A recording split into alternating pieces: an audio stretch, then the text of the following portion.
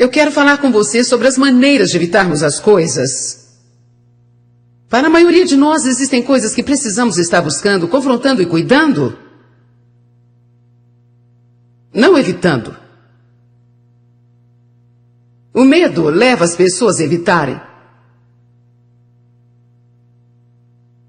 Medo certo. O que dá a entender que existe um medo certo e o errado. O medo certo deve nos alertar de um problema ou um possível perigo que nos leva a tomar uma ação. 2 Crônicas 20. Verso 2. E disseram a Josafá: uma grande multidão está vindo contra você, da além do mar do Edom, e eles se acamparam em Hazazon Tamar, que é em Gedi. Então Josafá temeu, o que é uma reação natural. E disseram: você tem todos esses inimigos vindo contra você. Sua reação foi de medo. Mas quando ele sentiu aquele medo, isso levou a uma reação certa. Ele não correu. Muitas vezes o medo leva as pessoas a correrem. Quando a Bíblia diz não temas, literalmente significa não saia voando, não corra. O medo deve ser confrontado. Amém? Existe o medo certo e o medo errado. Nem todo medo está errado. Uma criança deve ter um medo saudável de sair na rua no meio do trânsito. Nós devemos ter um medo saudável de colocar as nossas mãos no fogão quente. Quando Josafá ouviu sobre esses inimigos vindo contra ele, a primeira coisa que ele sentiu foi medo, mas isso levou a reação certa. Porque se eu olhar o que está na Bíblia, a palavra de Deus está dizendo, e ele se propôs a buscar a Deus. Essa é a coisa certa a fazer quando você sentir medo, buscar a Deus. Eu buscarei a Deus, eu vou orar. Assim que você sentir medo em qualquer área, você precisa orar. Você deve buscar a Deus, porque Deus não te deu um espírito de medo, mas de poder, amor e de temperança. Nós não podemos viver com medo. Pelo menos não com o tipo de medo errado. Você acha que alguma dessas coisas estaria acontecendo neste lugar se eu tivesse entrado aqui com qualquer tipo de medo? O que você estaria pensando de mim nesse momento? Eu acredito que uma das razões de termos um grande mover de Deus nas nossas reuniões, porque muitas pessoas são tocadas pelo Espírito Santo de uma forma poderosa, é porque quando eu estou aqui em cima, debaixo da unção de Deus, eu não fico preocupado com o que você pensa. Portanto, eu me sinto completa. Eu me sinto satisfeita, faço o meu trabalho. Eu tenho seguido o Espírito Santo de Deus, e se você não gosta, isso é entre você e Deus. Você reconhece as vidas miseráveis que as pessoas vivem por causa do medo do homem? E do medo do que as pessoas vão pensar, o que elas vão dizer, o que elas vão fazer, ou se elas vão nos rejeitar ou nos excluir do grupo, ou farão piadas ou falarão sobre nós? Não quer dizer que eu nunca senti esses medos. Não quer dizer que o temor do homem não tente me dominar o tempo todo. Mas quer saber de uma coisa? Agora, quando eu sinto medo, eu oro. Quando eu sinto medo, eu não corro. Eu não evito. Mas eu continuo. Eu oro e recebo a força de Deus para prosseguir e não fazer o que o espírito de medo está me falando para fazer, mas o que Deus está me levando a fazer. Por que você acha que toda vez que Deus falou para cada uma dessas pessoas na Bíblia para fazer alguma coisa, a primeira coisa que falava com eles era: não temas, não temas, não temas, não temas, não temas. Você não tem ideia de como eu fiquei quando eu larguei o meu emprego da igreja que eu trabalhava em St. Louis e tomei o primeiro passo para o meu ministério. Porque Deus tinha me falado claramente, de muitas formas diferentes: eu quero que você largue esse ministério, vá para o norte, sul, leste e oeste. Ninguém me conhecia. Para onde eu iria? Eu me senti como Abraão, quando Deus falou para ele: deixe a casa do seu pai, deixe a sua parentela e deixe essa terra e vá para o lugar que eu vou te mostrar. Eu não sabia o que estava fazendo ou para onde ia. Eu nem sabia se alguém iria me receber ou não. Os meus joelhos estavam batendo no outro. O medo te proporciona alguns sintomas físicos de fraqueza, uma boca seca, palpitações do coração. Não quer dizer que o espírito de medo não seja real, mas você precisa entender que o medo é o que Satanás usa para te impedir de ter progresso.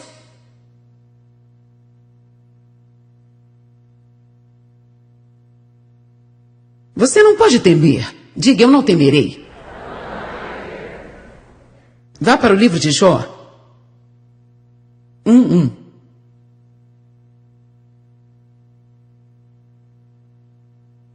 Havia um homem na terra de Uz, cujo nome era Jó. E esse homem era justo, imaculado. Agora escute isso. Ele era alguém que temia a Deus com reverência.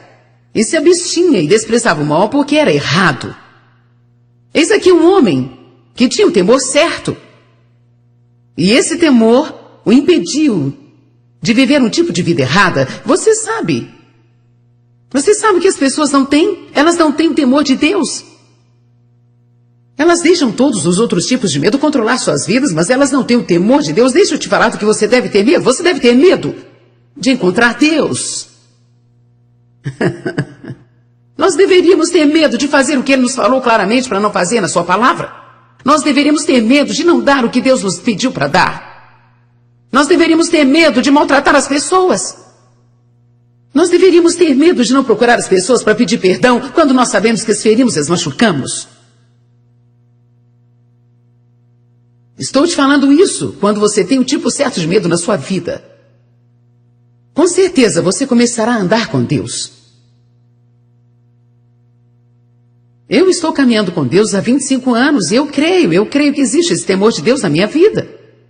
Você tem que ter isso se quiser chegar a algum lugar com Deus. Você precisa saber que Deus sempre fala sério. Você insulta a Deus quando você teme as pessoas mais do que a Ele. Quantas vezes Deus tenta levar uma pessoa a fazer uma coisa? Esta pessoa está com tanto temor do que as pessoas vão pensar, que ela prefere desobedecer a Deus e não tem nenhum temor de Deus. Eu não estou falando sobre um tipo errado de temor, eu estou falando sobre um temor reverente. Aquele tipo de temor, temor respeitoso. O tipo de temor que os filhos deveriam ter por seus pais. E haveria mais filhos com esse tipo de temor se os pais agissem de forma correta. Toda a rebelião que existe entre os adolescentes não é só culpa deles. Parte do problema é que eles estão vendo uma mensagem dupla. Eu quero que você faça isso, mas eu vou fazer aquilo. Eu vou ficar acordado e assistir esse filme terrível na televisão, mas você precisa ir para a cama. Eu vou sentar aqui, beber e me embriagar, mas você é jovem demais. Eu viverei uma vida imoral diante de você, mas eu espero que você cresça e seja um bom menino ou uma boa menina. Vamos, gente, dá um tempo. Eduque a criança no caminho que ela deve andar. Educar significa viver diante delas como exemplo. Seus filhos aprendem muito mais vendo você fazer do que aprendem ouvindo você dizer. Uhul! Boa palavra. Obrigada, Joyce. Aleluia. O temor certo nos motiva a uma ação certa. O medo errado nos imobiliza e nós começamos a evitar as coisas ao invés de confrontá-las. Nós achamos que se evitarmos elas desaparecerão. Mas isso não acontece. Esconder não irá resolver. Evitar as coisas nunca resolverá. Fingir que você é surdo quando Deus está falando com você não funcionará.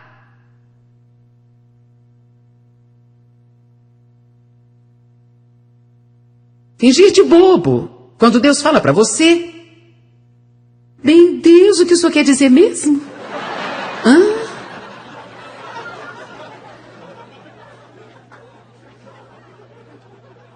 Vá para Deuteronômio capítulo 1.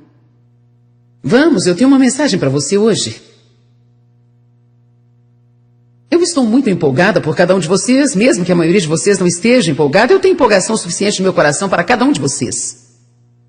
Eu não sei por que eu estou empolgada hoje, mas eu estou. Amém? Deuteronômio 1:6. O Senhor nosso Deus nos falou no Horebe. Vocês já ficaram muito tempo nessa montanha.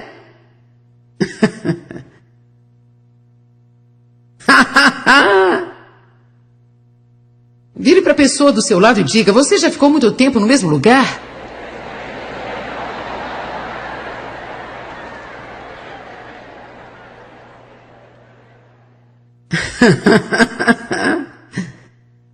Agora vire para ele e diga: você tem lutado com essas mesmas coisas estúpidas por muito tempo.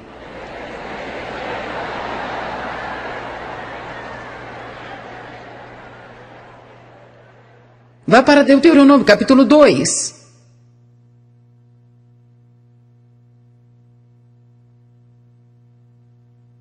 Verso 1. Então nós viramos e pegamos a nossa jornada no deserto pelo caminho do Mar Vermelho, como o Senhor me direcionou, e por muitos dias nós andamos ao redor do Monte Seir. Eu posso vê-lo estar caminhando ao redor e ao redor e ao redor da mesma montanha estúpida. Sempre voltando ao mesmo lugar. Eu acho que já estivemos aqui antes. Quantas vezes você vai desobedecer a Deus e continuar voltando sempre para o mesmo lugar que você estava?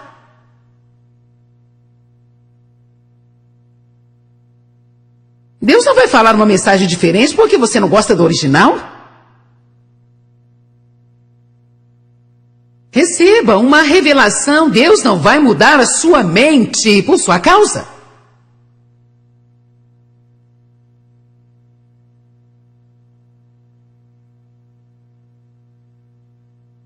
Ele não te dará um bloquinho cheio de cupons de descontos.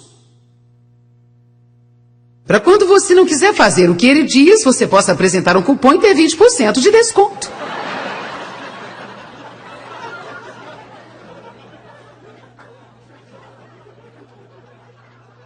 Eu sei que o Senhor me falou para dar $25, Deus, mas no final eu dei só 10. Não espere ser abençoado, você não fez o que ele mandou. Ou seja lá qual for a situação.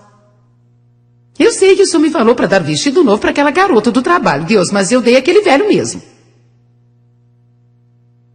Com certeza o Senhor não queria dizer o novo, eu nem usei ainda. Ah, sim. Deus vai até olhar no seu armário e fazer um reboliço.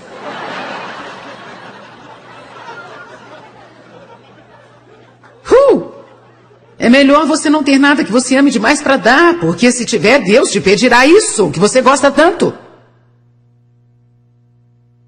Vou te dizer uma coisa, quando Deus manda você dar e você não dá, você não conseguirá desfrutar disso depois. Depois que Deus te fala para você dar, isso não é seu mais. Você é um mordomo e não proprietário. Tudo que você tem, Deus está deixando você usar. Mas quando Ele quiser de volta, é dele. Porque se Ele não tivesse te dado o que você tem, você não teria nada mesmo.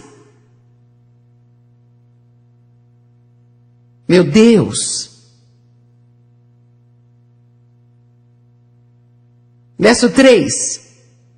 Vocês estão caminhando ao redor dessa montanha por muito tempo. Vamos para outra direção. Se nós a evitarmos, ela desaparecerá. Eu não quero resolver isso agora, Deus. Eu não quero lidar com essa pessoa agora. Eu não estou com vontade de lidar com as crianças nesta noite. Seu cônjuge diz, vamos conversar? Não, por favor, agora não.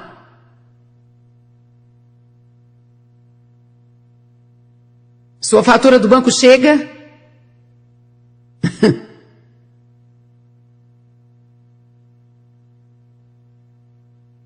Coloque em algum lugar, eu não quero resolver isso agora.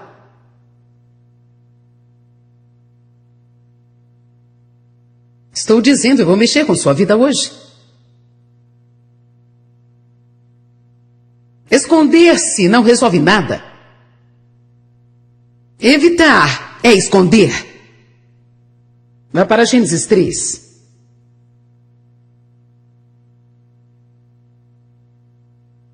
Deus é tão bom, às vezes eu sinto que dificilmente vou conseguir. Não me surpreenderia se eu descesse daqui e corresse nesse auditório.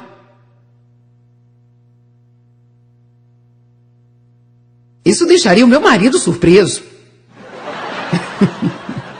Ele está me olhando meio de lado assim, ó. Calma, eu vou ficar aqui.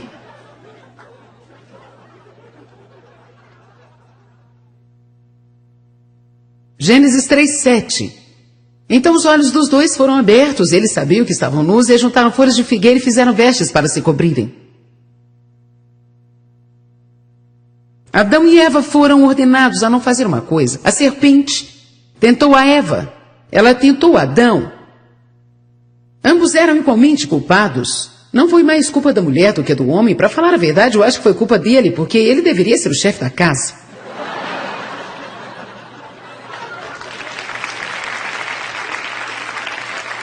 Eu pessoalmente acho que Eva teve uma má impressão.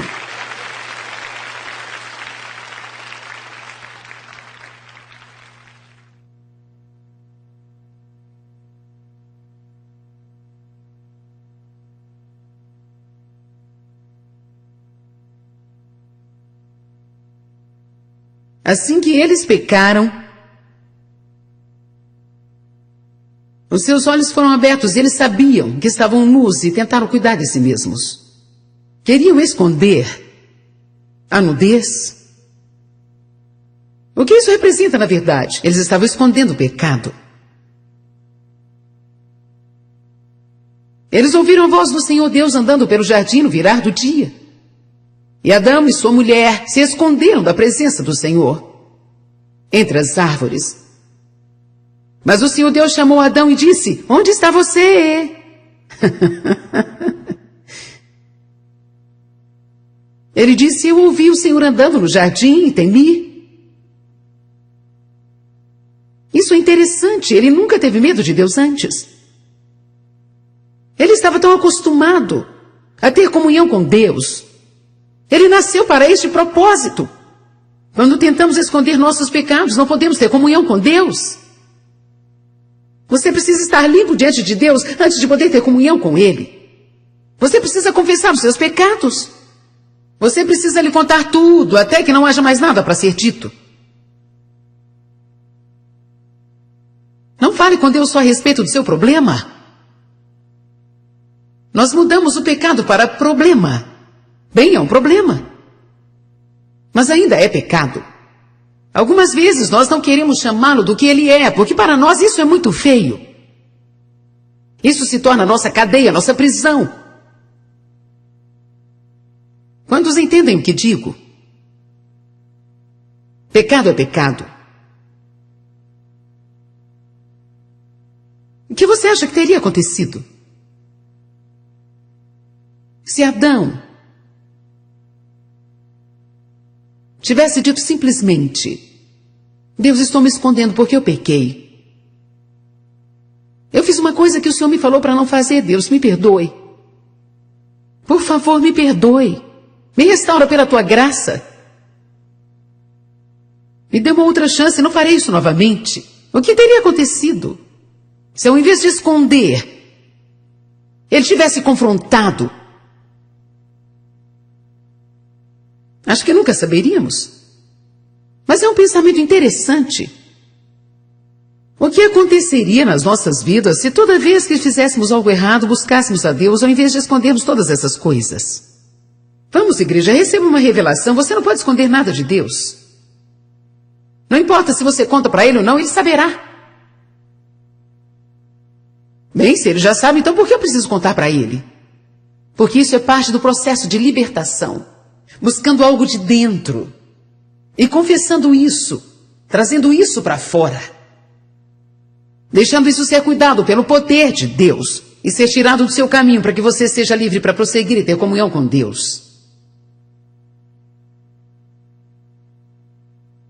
Enquanto você estiver vivo, você precisará confessar seus pecados. Todos os dias da minha vida, eu peço a Deus para me perdoar. Porque eu certamente vacilo, seja no pensamento, na fala ou em atitudes. As pessoas de corações retos ainda cometem erros e fazem coisas erradas. Isso não faz de nós pecadores horríveis, isso faz de nós pessoas que que foram feitas à justiça de Deus em Cristo, mas que de vez em quando ainda vacilam e cometem algum tipo de erro. Quando eu era pecadora de tempo integral, eu cometia muitos erros e acertava alguma coisa de vez em quando. Agora que eu sou uma santa, isso te deixa nervoso? Uma santa? Quem você pensa que é? A Bíblia nos chama de santos. Reis e sacerdotes.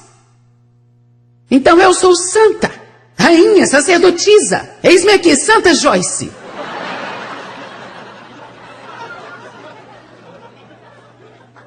Eu nunca falei isso publicamente. Eu estou realmente empolgada hoje.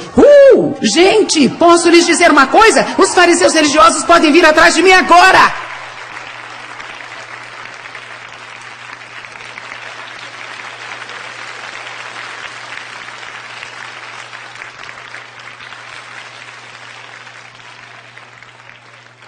Eu não tenho um pingo de medo de dizer o que a Bíblia diz ao meu respeito. Leia! A todos os santos de Éfeso, Paulo escreveu cartas. A todos os santos de Filipos, Paulo escreveu cartas. Aos santos de Colossos, ele escreveu cartas. Ele escreveu cartas. Ele não disse a todos os pecadores de Éfeso.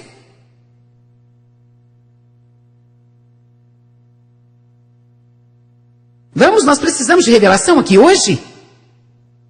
Como você vai parar de ficar pecando, se você acredita que é somente um pecador miserável?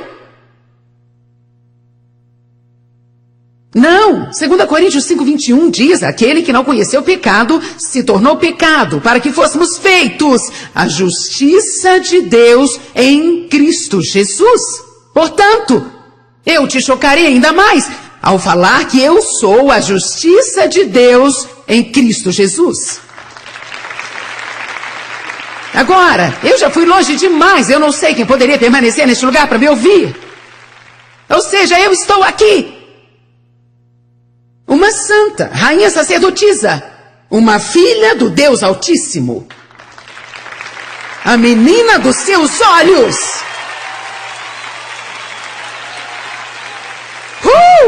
Agora eu fui longe demais. Deus me ama. Eu sou a morada dele.